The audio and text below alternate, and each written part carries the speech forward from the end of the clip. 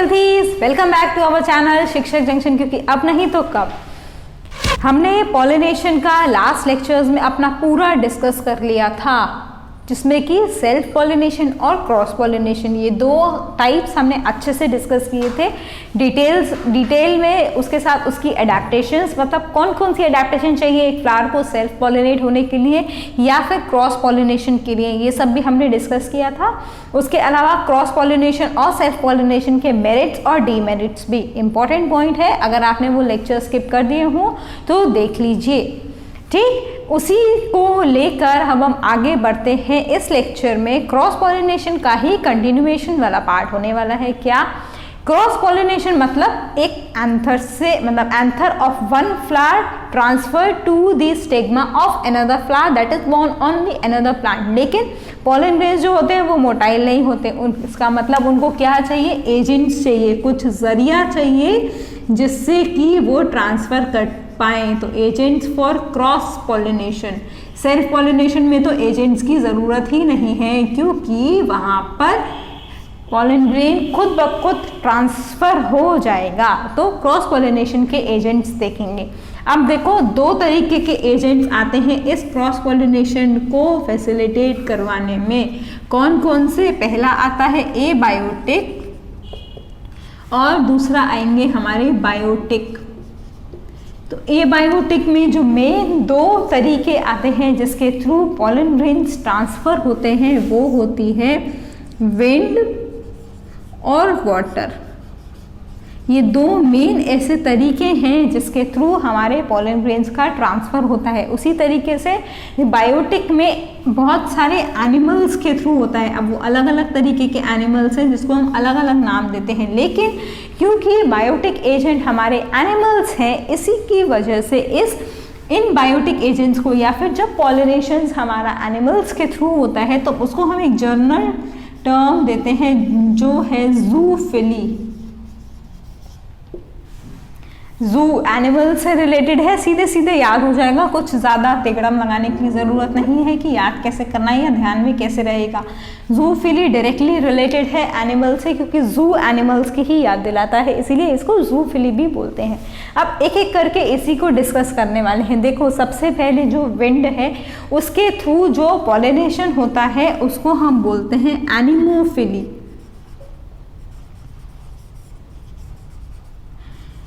अब एनिमोफिली, और यहाँ पर भी एक नाम आएगा, उसमें बहुत कंफ्यूजन होता है, तो ध्यान में रखना कि जो विंड से पॉलिनेशन होता है उसको हम बोलते हैं एनिमोफिली। इसका ये जो एनिमो वाला पोर्शन है इसको आप एनिमेटेड से याद रख सकते हो, और एनिमेशन जो है वो विंड में, ठीक है। थोड़ा इनडायरेक्ट तरीका है, बट हाँ याद रखा जा सकता है इस तरीके से। तो anemophily that means the pollination that takes place through the wind is known as anemophily. अब जब विंड से पॉलिनेशन होने वाला है, इसका मतलब सबसे पहला पॉइंट तो यही हमको कंसिडर करना पड़ेगा कि इस केस में जो पॉलन ग्रेन्स बनते हैं वो बहुत ज़्यादा क्वांटिटी में बनते हैं।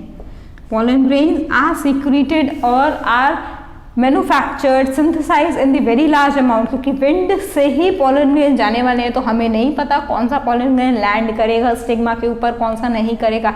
इसी की वजह से इसी प्रॉब्लम को कोप अप करने के लिए फ्लावर्स पॉलन ग्रेन्स को बहुत ज़्यादा अमाउंट में सिक्रीट करते हैं, और साथ ही साथ इसका जो स्टेमन होता है वो बहुत लंबा होता है फ्लावर में। क्योंकि जब लंबा होगा, जब ऊंचाई पर होगा, लंबा होगा, तभी वो पॉलन ग्रेन्स आसानी से विंड के साथ दूसरे फ्लावर तक पहुंच पाएंगे। इसके अलावा कुछ और इम्पॉर्टेंट चीज़ें आती हैं जो इनके पॉलन ग्रेन्स होते हैं वो स्मॉल होते हैं, छोटे होंगे, लाइट होंगे, ड्राई रहेंगे, ड्राई होने के साथ साथ स्मूथ भी होंगे। ये सारे पॉलन ग्रेन्स की वो कैरेक्टरिस्टिक्स हैं जो एक फ्लावर पजेस करता है। कब? जब उसको विंड के थ्रू वो ट्रांसफ़र करवाना होगा। लाइट वेट तो समझ में आ गया होगा, अगर लाइट नहीं होंगे तो विंड से कैसे जाएंगे। ऐसे ही स्मॉल, छोटे नहीं होंगे तो भी कैसे जाएंगे। ड्राई और स्मूथ उसकी एक एडिशनल कैरेक्टरिस्टिक फीचर है जो वो पॉलन ग्रेन शो करेगा in order to transfer it through the wind और वाया विंड। एग्जाम्पल आ जाते हैं इसके। कुछ एग्जाम्पल जो है वो सबसे कॉमन एग्जाम्पल है मेज़, मक्का।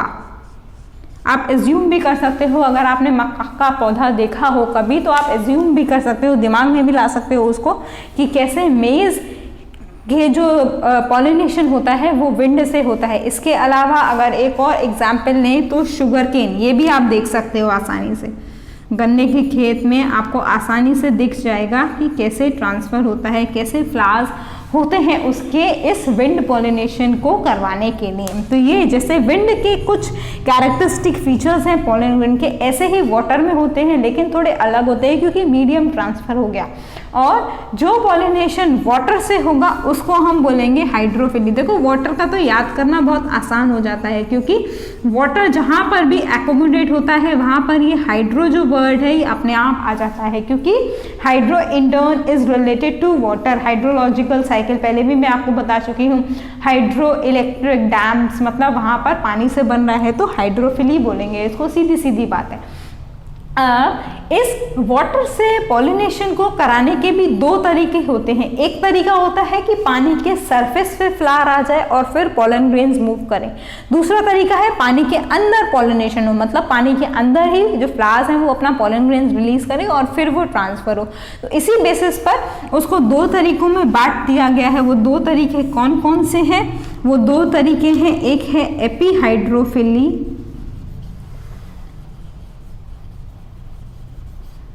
ठीक है, यह है पहला तरीका। दूसरा है हाइपोहाइड्रोफिली। वही बेसिस मतलब पानी के अंदर हो रहा है या पानी के बाहर हो रहा है। बाहर का मतलब है उसकी सरफेस पे हो रहा है, अंदर नहीं हो रहा। तो ये जो एपीहाइड्रोफिली है इसमें पॉलिनेशन होता है आउटसाइड वाटर। आउटसाइड मतलब उसकी ऊपर वाली सरफेस के थ्रू ही, वाटर की जो ऊपर वाली लेयर है या सरफेस है उसके थ्रू पॉलिनेशन होगा, अंदर नहीं रिलीज होंगे। मतलब जो फ्लावर्स हैं वो वाटर की ऊपर वाली लेवल तक आने के बाद अपने पॉलन ग्रेन्स रिलीज करेंगे। एग्जाम्पल होता है इसका वैलिसिनेरिया। ये सारे एग्जाम्पल्स आपको याद करने पड़ेंगे, कोई और ऑप्शन नहीं है आपके पास, ठीक। दूसरा आता है हाइपोहाइड्रोफिली। ये आउटसाइड वाटर थे तो ऑब्वियस सी बात है ये इनसाइड होगा, क्योंकि उल्टा ही होता है। जब दो ही कंडीशंस है तो एक में वो कंडीशन सेटिस्फाई हो गई तो दूसरे में दूसरी होगी। एग्जाम्पल होता है इसका ज़ोस्टेरा।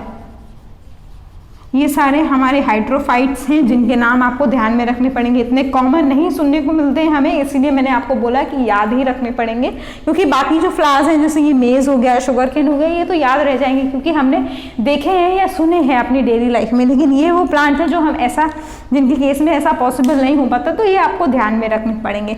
अब कुछ जनरल बातें इस एबायोटिक पॉलिनेशन में, एजेंट्स ऑफ पॉलिनेशन में, जो एबायोटिक एजेंट्स को यूज़ करते हैं पॉलिनेशन के लिए, उनके जो फ्लावर्स होते हैं, जैसे कि हमने सेल्फ पॉलिनेशन में भी देखा था, उनके जो फ्लावर्स होते हैं वो उतने ज़्यादा कलरफुल नहीं होंगे क्योंकि एबायोटिक एजेंट्स विंड और वाटर को यूज़ करना है।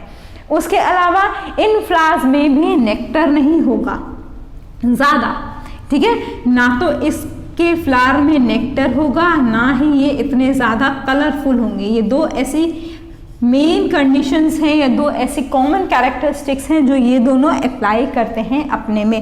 अब इस वाटर हाइड्रोफिली में एक और स्पेशल अडेप्टेशन आती है पॉलन ग्रेन्स के साथ। जैसे यहाँ पर पॉलन ग्रेन्स कैसे थे, लॉन्ग थे, स्मॉल थे, लाइट और ड्राई एंड स्मूथ थे। लेकिन इस हाइड्रोफिली में जो हमारे पॉलन ग्रेन्स होंगे वो एक म्यूसिलेज कवरिंग से कवर होते हैं।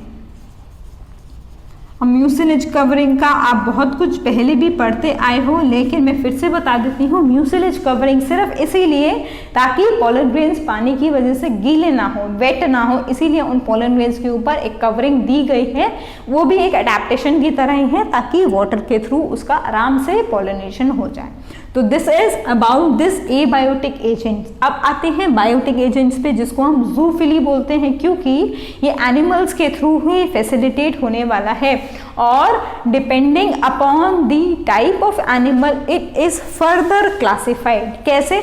मैं सिर्फ नाम लिखती जाऊंगी और आपको समझ में आता जाएगा। जो पहला है हमारा वो है एंटोमोफिली। इसीलिए मैंने आपको अभी स्टार्टिंग में बोला था कि वीडियो स्किप मत करना क्योंकि वर्ड्स कंफ्यूजिंग हैं तो समझ में नहीं आएंगे। यहाँ पे था एनिमोफिली जो विंड से है, यहाँ पे है एंटोमोफिली जो किससे होने वाला है, जो होने वाला है इंसेक्ट से। सबसे ज़्यादा जो पॉलिनेशन होता है वो इन्हीं इंसेक्ट्स के थ्रू होता है। Approximately 80% of the pollination with in the flowering plants is through these insects. और इन्हीं इंसेक्ट्स के पॉलिनेशन की वजह से आपको सुंदर सुंदर फूल और उसमें बहुत अच्छी खुशबू मिलती है, क्योंकि ये पॉलिनेशन कराने के लिए जो प्लांट्स हैं वो इन एनिमल्स को रिवॉर्ड्स देते हैं, गिफ्ट देते हैं, तभी रिटर्न गिफ्ट में उनको पॉलिनेशन मिलता है। जब पहले प्लांट उनको गिफ्ट देंगे किसके फॉर्म में, एक अच्छी खुशबू के फॉर्म में जिससे इंसेक्ट्स अट्रैक्ट होते हैं, दूसरा नेक्टर के फॉर्म में। कुछ फ्लावर्स ऐसे होते हैं जो प्लांट इंसेक्ट्स को एग ले करने के लिए एक सेफ जगह देते हैं। तो ये सारे कुछ गिफ्ट्स हो गए या रिवॉर्ड्स हो गए जो प्लांट्स इंसेक्ट्स को प्रोवाइड करते हैं, और इन टर्न इंसेक्ट्स पॉलिनेशन में उस प्लांट की मदद करते हैं। तो that type of pollination that is carried out with the help of insects is known as entomophily. ठीक, एक वर्ड हमने पिछले लेक्चर्स में डिस्कस किया था, फिर से वही बात, अगर आपने वीडियो स्किप की होगी तो आपको समझ में नहीं आया होगा। वो वर्ड था पॉलन किट। मैंने तभी भी बताया था कि ये पॉलन किट एक ऐसा स्टिकी सब्सटेंस है जो इन पॉलन ग्रेन्स की आउटर सरफेस पे प्रेजेंट होता है। इसी की प्रेजेंस की वजह से जो पॉलन ग्रेन्स हैं वो इन इंसेक्ट्स के विंग्स में चिपक जाते हैं अपने आप। ऐसा नहीं है कि इंसेक्ट्स खुद लाके उस पॉलन ग्रेन को चिपकाता है, जब वो वहाँ से नेक्टर कलेक्ट कर रहे होते हैं, जैसे बी हो गए, वॉस्प हो गए, तो ये सारे जो एनिमल्स हैं, ये सारे जो इंसेक्ट्स हैं, इनके विंग्स में, इनकी बॉडी की सरफेस के साथ उस नेक्टर को सक करने के टाइम पर ये पॉलन किट की प्रेजेंस की वजह से पॉलन ग्रेन उनकी बॉडी के सरफेस पर स्टिक हो जाता है, और जब वो दूसरे फ्लावर पर बैठते हैं वही नेक्टर कलेक्ट करने के लिए, तो वहां पर पॉलन ग्रेन शेड हो जाते हैं। इस तरीके से होता है पॉलिनेशन, और ये सब इस पॉलन किट की वजह से जो पॉलन ग्रेन्स में प्रेजेंट होंगे। दूसरा जो स्टिग्मा पे एक एडेप्टेशन प्रेजेंट होगा वो होता है, स्टिग्मा इनका होता है स्टिकी इन नेचर, ताकि जैसे ही वो बैठे आराम से पॉलन ग्रेन उस पर चिपक जाए। ठीक, तो ये हो गया एंटोमोफिली वाले फ्लावर्स के लिए एडेप्टेशन। दोनों ही केसेस में पॉलन में भी एडेप्टेशन है और उनके स्टिग्मा में भी एडेप्टेशन है। पॉलन में एडेप्टेशन है presence of pollen kit, stigma में है कि वो स्टिकी हैं ताकि आसानी से पॉलन ग्रेन जो आए हैं उसको चिपका सकें और फिर आगे का काम करवा सकें। इसके बाद आता है, ये तो इंसेक्ट से हो गया, नेक्स्ट आता है ऑर्निथोफिली। ऑर्निथोफिली वो पॉलिनेशन का टाइप है जहां पर जो एजेंट यूज होता है वो होती है बर्ड्स, मतलब पॉलिनेशन होने वाला है बर्ड्स के थ्रू। ऐसे टाइप के पॉलिनेशन को हम बोलते हैं ऑर्निथोफिली। इनके फ्लावर्स में भी कुछ एडेप्टेशन है, जैसे नेक्टर बहुत ज़्यादा अमाउंट में प्रोड्यूस करते हैं। दूसरा, जो फ्लावर्स की शेप होती है वो कुछ लंबी तरीके से होती है ताकि आसानी से वो बीक के थ्रू उस नेक्टर को सक कर पाएँ, तो उस तरीके के पॉलिनेशन को हम बोलेंगे ऑर्निथोफिली। इसके अलावा जो नेक्स्ट टाइप आने वाली है वो है क्या, हमारी चिरोप्टेरस। अब देखो, अगर आप साइंटिफिक नाम्स को याद करने के शौकीन हो तो अभी तक आपको ये समझ में आ गया होगा कि ये चिरोप्टेरस कैसा होता है या किसके थ्रू एनिमेशन होने वाला है। मेरे को बहुत पसंद है साइंटिफिक नेम्स याद करना, और जब मैंने ये चिरोप्टेरस वाला वर्ड जो सुना था, मैं आपको अपना पर्सनल एक्सपीरियंस बता रही हूँ। जब मैंने इस चिरोप्टेरस वर्ड को पहली बार पढ़ा था तो मैंने इस पर एक रिडल भी बनाई थी। अब वो जो रिडल बनाई थी वो तो मुझे याद नहीं है, लेकिन हाँ, जब मैंने ये चिरोप्टेरस वर्ड सामने वाले को अपने घर में आकर बताया था तो उनको समझ में नहीं आया था क्या, उन्हें लगा था कोई नया सा वर्ड है। ठीक है, तो थोड़ी सी हैबिट डालो इस चीज़ को याद करने की, तो आपको भी मज़ा आएगा कभी कभी पर, है ना। जैसे सादा आलू ना बोलने की जगह सोलानम ट्यूबरोसम बोलो तो कभी कभी अच्छा लगता है वो, और वो याद भी रह जाता है। ठीक, तो चिरोप्टेरस किससे होगा, चिरोप्टेरस होगा बैट से, चमगादड़ से। अब देखो, जैसे ही आपने देखा कि ये चिरोप्टेरस बैट से होने वाला है, वैसे ही आपको एक और चीज़ माइंड में क्लिक करनी चाहिए इमीडिएटली कि हमारे जो एंटिमोफिलस फ्लावर्स थे, मतलब जो इंसेक्ट से पॉलिनेशन होने वाला था, वो फ्लावर्स जो थे एकदम कलरफुल थे और एबंडेंट अमाउंट में नेक्टर को सीक्रेट करते थे, क्योंकि वो एज अ रिवॉर्ड उनको देने वाले थे। लेकिन जो फ्लावर्स इन बैट्स के थ्रू पॉलिनेशन शो करेंगे वो थोड़े डल नेचर के होंगे, क्योंकि जो चमगादड़ है वो रात को जागते हैं तो उनका कलरफुल होने का कोई पॉइंट नहीं बनता। इसीलिए वो होने वाले हैं डल नेचर के। इसके अलावा इनमें कोई स्वीट स्मेल प्रेजेंट नहीं होने वाली है। इनकी जो स्मेल है वो बहुत स्ट्रांग होगी ताकि बैट्स को अट्रैक्ट कर पाए, और वो जो स्ट्रांग स्मेल है वो इंसेक्ट्स के कंपैरिजन में एकदम अलग होती है। कभी कभी अगर, अब वैसे तो आपने कभी एक्सपीरियंस नहीं भी किया होगा कि बैट्स वाले एरिया में जाकर वहाँ पर फ्लावर्स उगने का, ये थोड़ा डेयरिंग काम है, तो कोशिश मत करना कि ऐसा करो, लेकिन हाँ कभी चढ़ जाए तो देख लेना शायद कुछ, लेकिन संभाल के, बी केयरफुल, ठीक है जी। ऐसा नहीं है फ्लावर्स को स्टडी करने के लिए आप वहाँ पर जगह में दिन में भी जा सकते हो, तो भी आपको पता चल जाएगा कि वहाँ पर फ्लावर्स कैसे है। ऐसा नहीं है, बिल्कुल ही डेयरिंग हो जाओ और रात के समय पे जाओगे, चमकादड़ वाले फ्लावर्स कैसे दिखते हैं वो देखेंगे हम, ठीक। तो ये हो गया चिरोप्टेरस वाले का। इसके अलावा और भी इंसेक्ट्स हैं, बड़े बड़े इंसेक्ट्स भी पॉलिनेशन में मदद करते हैं, जैसे कि आता है मैल्कोफिली। बड़े बड़े इंसेक्ट्स का मतलब है जैसे कि ये आया हमारा जो फ्लावर्स स्नेल से पॉलिनेशन शो करते हैं, उनको हम बोलते हैं मैल्कोफिलस फ्लावर्स। स्नेल से होने वाला है पॉलिनेशन। एग्जाम्पल ये थोड़ा अलग है तो इसका एग्जाम्पल भी मैं लिख देती हूँ, जैसे क्रिसैंथेमम।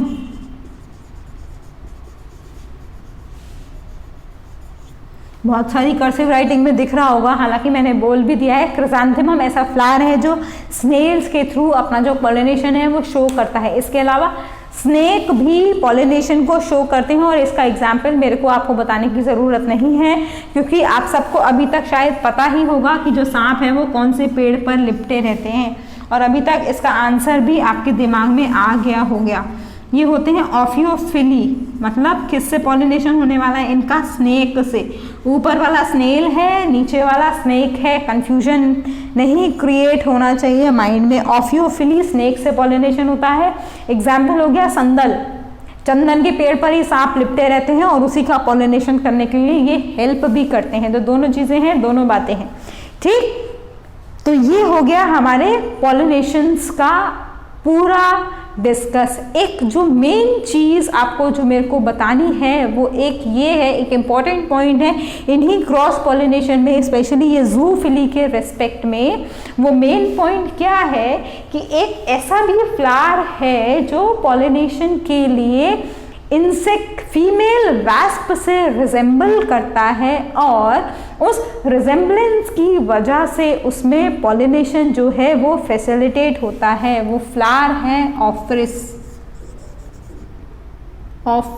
ऑफरिस है, ये ऐसा फ्लावर है जो फीमेल वैस्प की तरह रिजेंबल करता है, एकदम डिक्टो रिजेंबलेंस होती है, जिसको आप मिमिक्री बोलते हो। इसी मिमिक्री को आप शायद अभी आगे एक और जो एनवायरनमेंट वाला चैप्टर आएगा उसमें आप ये बहुत अच्छे से और देखोगे। इस मिमिक्री को शो करता है। मिमिक्री क्या होती है? हम किसी की कॉपी करें। तो यहाँ पर इस ऑफरिस के फ्लावर ने फीमेल वैस्प को कॉपी कर लिया, क्योंकि ये बिल्कुल हूबहू फीमेल वैस्प की तरह दिखता है, तो इस पर जो मेल वैस्प है वो ऑटोमेटिकली अट्रैक्ट हो जाता है और पॉलिनेशन को करने में मदद करता है। इस पूरे जो प्रोसेस है, मतलब फीमेल वैस्प की तरह प्लांट दिख रहा है या फ्लावर दिख रहा है, जिसकी वजह से जो मेल वैस्प है वो इसको स्यूडो कॉप्यूलेट कर पाता है। स्यूडो का मतलब होता है फॉल्स कॉप्यूलेशन, इसीलिए बोला है क्योंकि एक्चुअली में वास्प नहीं है, वो फ्लावर है, जिसकी वजह से वो पॉलिनेशन हो पा रहा है। तो इस स्यूडो कॉप्यूलेशन की वजह से ये ऑफरिस फ्लावर में ये जो मेल वैस्प है वो पॉलिनेशन करने में मदद करता है। ऐसे बहुत सारे एग्जाम्पल्स हैं जिसको आप स्टडी कर सकते हो। किसके केस में? एनिमल्स के केस में, जो अलग अलग तरीके से, ऐसे ही एक फ्लावर होता है जिसमें ये वैस्प एग्स ले करने के लिए आते हैं, यूका नाम का एक फ्लावर होता है, वहाँ पर आते हैं और फिर उसको उस तरीके से पॉलिनेशन। मैंने आपको बताया था ना कि इंसेक्ट्स को क्या मिलता है? फ्लावर्स से अवार्ड मिलता है, जिसका रिटर्न गिफ्ट वो पॉलिनेशन के थ्रू देते हैं। तो एक रिवॉर्ड वो भी है कि उनको सेफ जगह मिलती है अपने एग्स को ले करने के लिए। तो ऐसे ही कुछ बहुत सारी चीज़ें हैं जो नेचर फैसिलिटेट करवाता है या जो नेचर अडेप्ट करता है ताकि उनका पॉलिनेशन हो पाए। तो this is all about the pollination. अब इसके बाद जो हमारा नेक्स्ट लेक्चर आने वाला है वो आने वाला है फर्टिलाइजेशन के ऊपर। Again an important event in the sexual reproduction, क्योंकि अभी तक हमने जितना भी पढ़ा पहले देखो सीरियल वाइज चलिए, एक मूवी की तरह अगर आप इसको कंसिडर करो तो वैसे भी कर सकते हो। सबसे पहले मेल गैमेट बना, उसके बाद फीमेल गैमेट बना। अब मेल गैमेट नॉन मोटाइल है, उसको फीमेल गैमेट तक आना है तो होगा पॉलिनेशन। पॉलिनेशन दो तरीके से हो सकता है, सेल्फ और क्रॉस। क्रॉस पॉलिनेशन को करवाने के लिए ये सारे एजेंट्स रिस्पॉन्सिबल हैं। अब मेल गैमेट भी स्टिग्मा पर लैंड हो चुका है, अब वो धीरे धीरे करके अंदर जा रहा है। कहाँ तक पहुंचना है, उसको एम्ब्रियो सैक तक भी पहुंचना है और फिर उस एम्ब्रियो सैक में जाके उस फीमेल गैमेट से फर्टिलाइज करना है ताकि सीड और फ्रूट बन पाए। तो वो हम पढ़ेंगे नेक्स्ट लेक्चर से फर्टिलाइजेशन वाले टॉपिक में। आई होप कि आपने चैनल को अभी तक सब्सक्राइब कर दिया होगा। If not, do that and do not forget to press the bell icon. इसके अलावा आपके जो भी कमेंट्स हैं या जो भी डाउट्स हैं उसको प्लीज़ हमारे साथ शेयर कीजिए ताकि हम अपने कंटेंट को उस तरीके से, अगर आपको कुछ भी मॉडिफिकेशन चाहिए तो हम वो कर पाएँ। So with this, I'll end this lecture. We will meet in our next lecture with the topic fertilization. Very important topic and very easy also. So see you there. Thank you. Bye bye. Take care.